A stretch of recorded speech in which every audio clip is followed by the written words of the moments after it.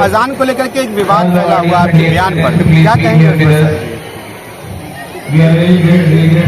क्या है उसमें विवाद लोग छाए हुए हैं कि क्या? अरे मैंने ये कहा कि आज हमारा देश सभ्य है और हमारी जो इस्लामिक शिक्षाएं हैं, धार्मिक शिक्षाएं हैं, वो दरमियानापन का हमको दर्ज देती हैं।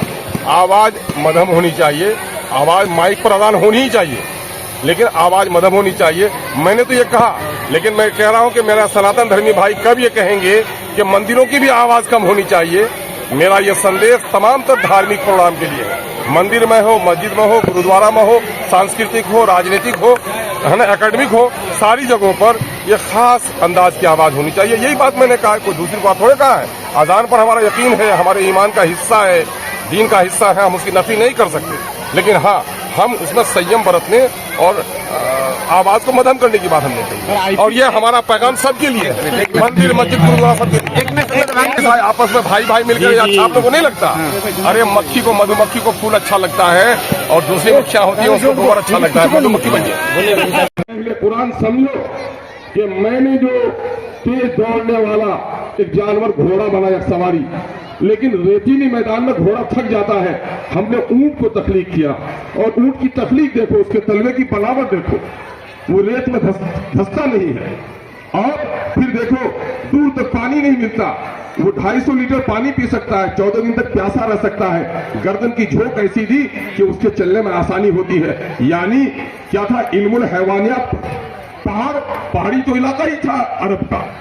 पहाड़ क्यों देखने के लिए कहा जा रहा था? पहाड़ नहीं, जमीन नहीं, बल्कि इल्म जोग्राफिया की तरफ तवज्जो दिलाई जाती थी। एक बड़े आलिम ने कहा कि मेडिकल साइंस का एक शोबा है एम्ब्रियोलॉजी, शक्ल क्या होती है, लेकिन कुरान ने आज से 1400 साल पहले कह दिया कि अलग की होती है, जोक की होती है। मैं इतना साइंटिफिक दीन होने के बाद आज मुसलमान जो तालीमी मामले में रोता है, उसका सबब क्या है? उसका सबब यह है कि हमने दीन और दुनिया की, चंगेज और हलाकों ने उतना नुकसान नहीं पहुंचाया हमको जितना तौफीक ने नुकसान पहुंचाया। ये फिक्र ये है कि दुनियावी उलूम अलग है और दीनी उलूम अलग है, और दूसरा मामला दीन अलग है और सियासत अलग है, जिसको अल्लामा इकबाल ने बहुत पहले कहा था, जलाले पातशाही हो के जमहूर तमाशा हो, दीन से हो सियासत से अलग तो हो जाती है चंगी जी। वक्त नहीं कि मैं इन बातों पर इजहार ख्याल करूं, लेकिन मैं आपसे कहना चाहता हूं कि आज का दुनिया में माहौल बदला है, समाज बदला है। और यूरोप में जो साइंसी इनकलाब आया और इंडस्ट्रियल रिवोल्यूशन आया, वहां जो खानदान टूटा और माइक्रो फैमिलीज बनी, वो आज 300 साल बाद हमारे यहाँ बन रहा है। हमारे लिए चैलेंजेस है। कल तक एक बड़ा आंगन था, बच्चे थे, मकतब था, बैठक में पढ़ते थे बच्चे, बड़ों का डर था, बड़े घर में रहते थे।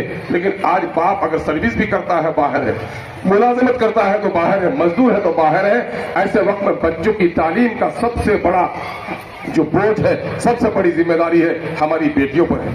मेरी बेटियों और मेरी बहनों, मैं आपसे मुखातब होकर कहना चाहता हूं, नबी रहमत पर जब सबसे पहला पैगाम रब्बानी आया तो धारस बंधाने वाली आप ही थी। सुलह हुदैबिया के मौके से मशवरा देने वाली आप ही थी। आपने हमें से कौम को धारस बंधाई है। नंगे से अब्दुल कादिर जिलानी रहमतुल्लाह अलैह को सदाकत का सबक आप ही ने पढ़ाया। असरफियों के किस्से सुनाकर डाकुओं को उसने तौबा करने पर मजबूर कर दिया। मैं एक छोटा सा वाक्य बताता हूं। आज का जो दुनिया फैशन का दुनिया है, इस फैशन की दुनिया में हमारी बेगमात को, हमारी बहनों और बेटियों को बहुत तवज्जो देनी है अपने आगोश के बच्चों पर, क्योंकि आज के कदमों तले उसे जन्नत है उसकी। और यकीन जाइए, मेरे उस्ताद कहते हैं, ये बच्चे हैं जन्नत के फूल, अगर आपने इसको भटका दिया तो ये दोजख के कांटे भी बन सकते हैं। इसलिए आपको बहुत संजीदा होना उसके लिए जरूरी है। मैं दो वाकया बताता हूं भाई। मिले साहब ने चूंकि कुछ तारीख थी हमारी